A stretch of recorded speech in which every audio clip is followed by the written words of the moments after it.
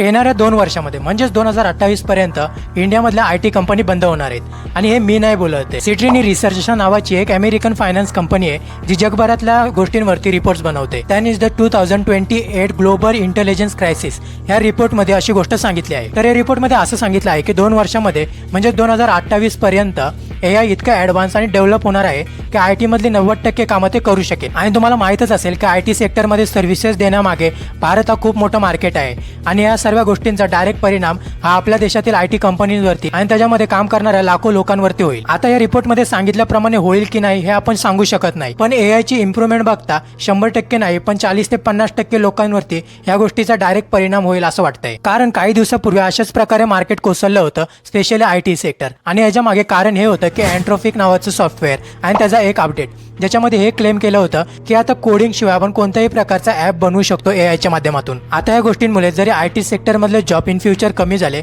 तरी पुढे येणाऱ्या काळामध्ये डेटा आणि AI ह्या सेक्टर्समध्ये जॉब वाढण्याची शक्यता पण खूप जास्त आहे. बाकी याविषयी तुम्हाला काय वाटतंय कमेंटमध्ये नक्की सांगा आणि अशाच व्हिडिओसाठी पेजला फॉलो करायला विसरू नका.